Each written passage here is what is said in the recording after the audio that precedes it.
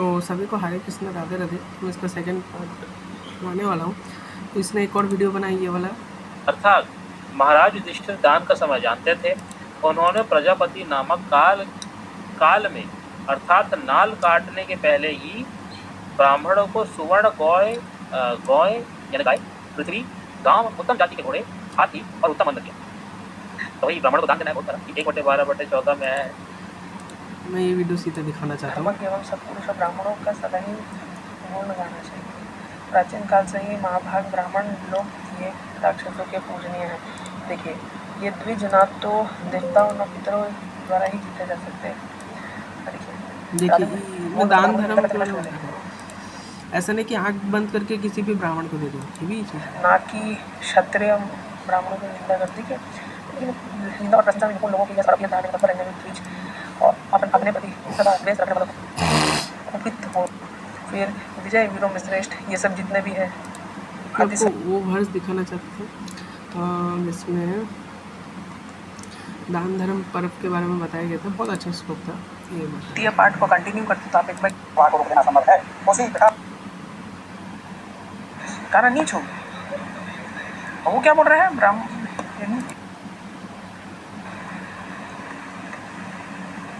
के गलत चीज। वहाँ पे ब्राह्मणों को कृपा दृष्टि लिखा है, वो कुदृष्टि कर रहा है, कुदृष्टि कर रहा है। कृपा दृष्टि नाम, ठीक है। इसी के नीचे ये नहीं पढ़ सकता था ये पितामह दान का पात्र कौन है अपरिचित।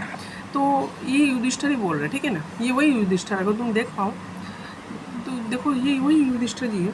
साफ साफ बोल रहे कि दान किसको देना चाहिए, ठीक है, दान किसको देना चाहिए। ऐसा नहीं कि आँख बंद करके दान दे दिया जिसका जो मन किया। आज के जैसे ब्राह्मण जो नहीं होते हैं उनको किसी को भी दान दे दिया मुंह उठा के, ऐसा नहीं है। पितामह दान का पात्र कौन है? अपरिचित पुरुष या बहुत दिनों तक अपने साथ रहा हुआ पुरुष अथवा किसी दूर देश से आया हुआ मनुष्य, इनमें से किसी को दान देना पात्र में।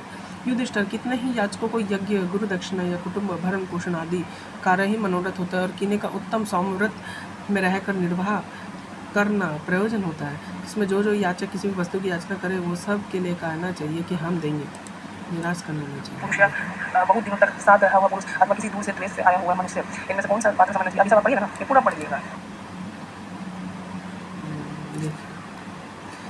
फिर परंतु हमने सुना है कि जिनके भरण पोषण और ऊपर भार है और उस समुदाय को कष्ट दिए बिना दाता को दान करना चाहिए। जो पोस्ट वर्ग को कष्ट देकर या भूख मारकर दान करते हैं वो अपने आप को नीच दिखाते हैं। इनमें से कौन सा पात्र समझना चाहिए? अभी सब पढ़िएगा ना, ये पूरा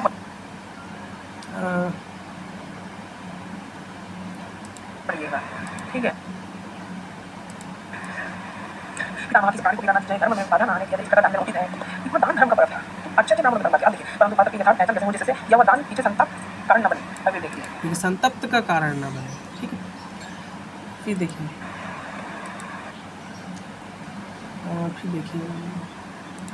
पीछे संताप कारण न बने। अभी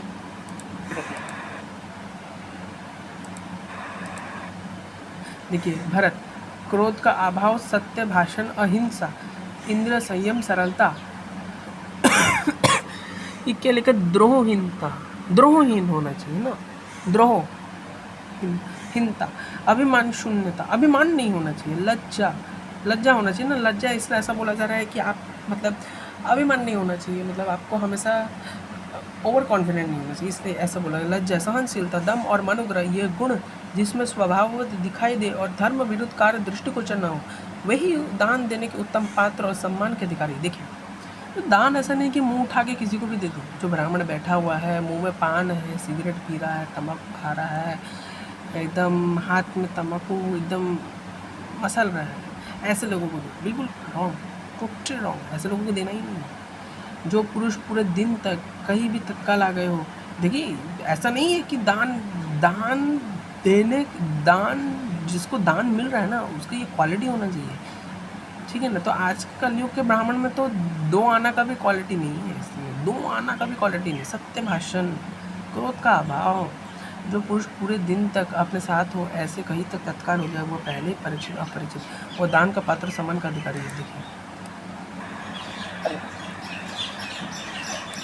बेटा, ऋत्विक पुरोहित आचार्य शिष्य संबंधी, देखो अप्रमाणिक बांधव विद्वान और दोस्त ये साफ साफ बोल रहे हैं। वेदों को अप्रामाणिक मानना शास्त्र है। आचार्य शिष्य